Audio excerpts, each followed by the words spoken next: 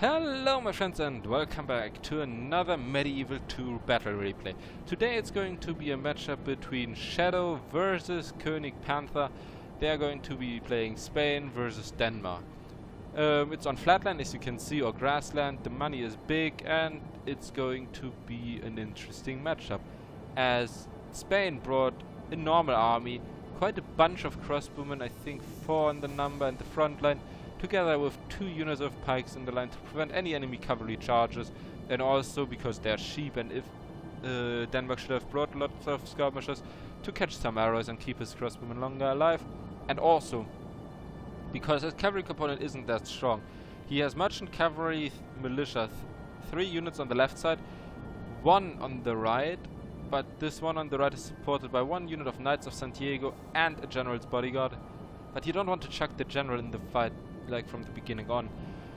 So he's going to use these pikes probably as well as to support his cavalry skirmishes, as a normal army has stronger cavalry than he does, but he relies on his footmen. So he has dismounted conquistadores 3 times, then 3 units of sword and buckler and 2 units of swordmen militia. KonigPanther, he decided to go with an army composition that I don't know, I normally use, as I'm too stupid to use the skirmishers too well. He has 1 unit of peasants in the front to catch the arrows and catch the skirmishing fire, also take the brunt of a frontal assault. And then here dismounted Huskars. Let's zoom in a bit. Dismounted Huskars, very good heavy infantry, but I think not as good as the feudal knights, dismounted feudal knights. Knights Templar, 1 unit. Dismounted Huskars again, Viking raiders. Then we have here Knights Hospitaller, Viking raiders, Knights Hospitaller, dismounted feudal knights twice, yep. Then Knights Hospitaller, dismounted feudal knights, dismounted feudal knights, Knights Hospitaller, and the general's bodyguard. So let's start right into that. So to sum it up, Shadow or Spain has the skirmishing advantage by a huge margin, as Denmark choose to bring nothing whatsoever. Let's see how it plans out. He has a weaker cavalry, and his melee component, if Denmark plays it right, should also be weaker. We start immediately with the frontal assault of the cavalry units. They charge right into each other. The skirmishers here are going to start firing, picking off quite a bunch of these peasants at first, but also inflicting casualties now on these cavalry units. And here you can see 1 charge, and these merchants cavalry militia already routed. So very well done on Denmark's side here. The problem now is, though, that Spain is taking its advantage. As I said, use these pikes, push these cavalry units away, or at least kill them. Doesn't matter which way. So the cavalry fight is on its way, and it seems that Denmark is winning it quite clearly, as he has the superior cavalry. Now the melee fights are starting here.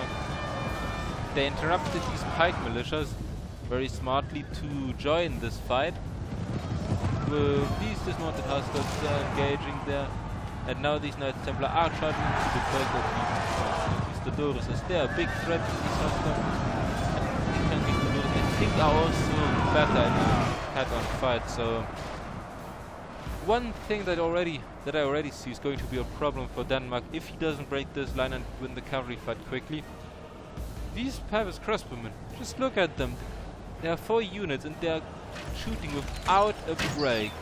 Just constantly shooting in here. Yes, they are shooting through their own men, but still doesn't make a difference, does it?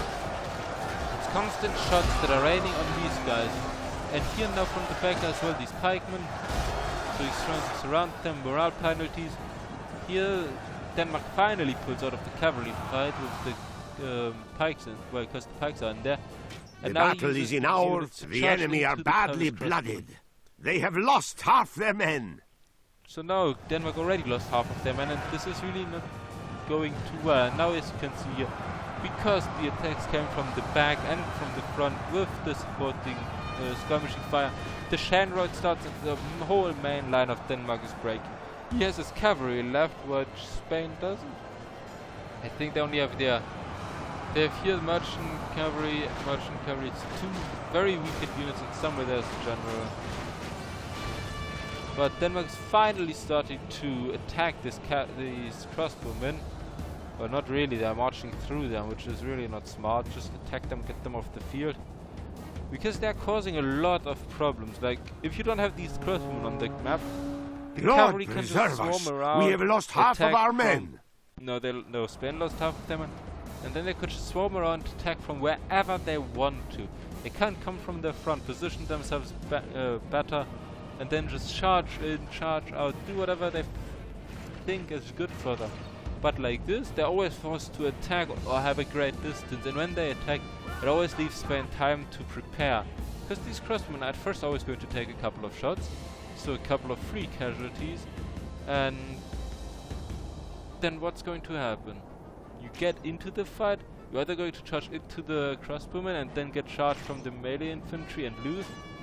But yeah, as we say that, Denmark has gotten quite a lot of reinforcement. All of these troops came back and the enemy is in a massive blob.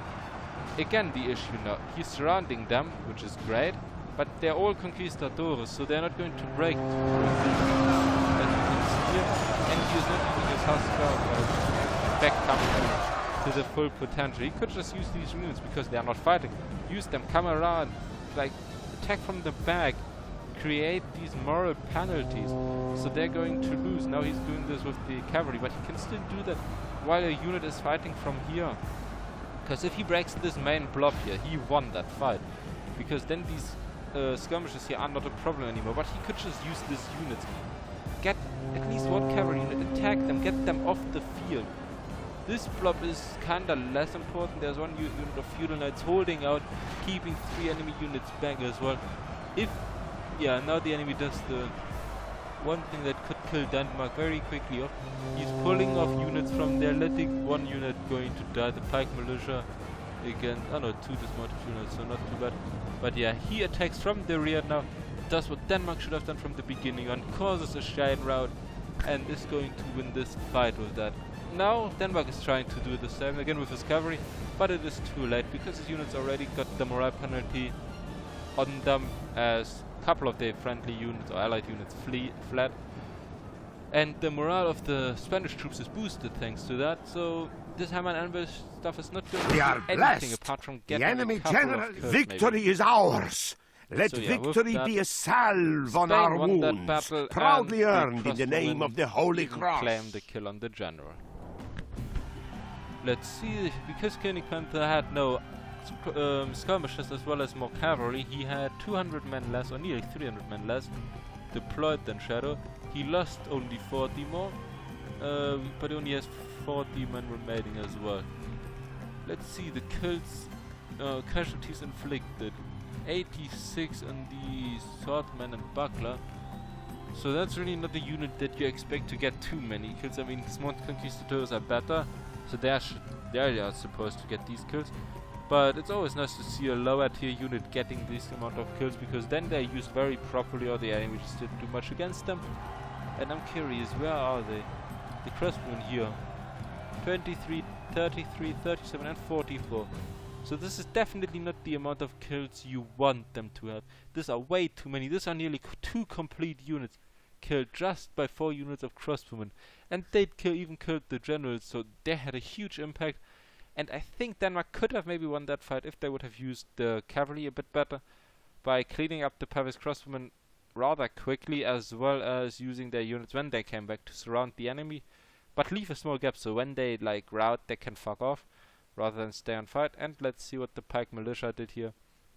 22 and 45 kills, so that is also a lot. I don't know how much of this is cavalry or not, but any kill the pikes get on a cavalry unit is just wrong and wasted. So whenever you see pikes coming, normally it's the better choice to run away with the cavalry, unless you can get a nice shot from behind. So yes, I hope you enjoyed this video, and I'm sorry that I haven't been active for some time, but I have a lot to do as well with my university and stuff. I'm going to try putting out more videos again. I might even bring some stuff from CSGO and ARK, as I'm playing these 2 games with a couple of friends of mine. And yeah, as I said, if you liked this video, please like and subscribe. If you did not, then give me a dislike and explain me in the comments why. And I hope to see you next time.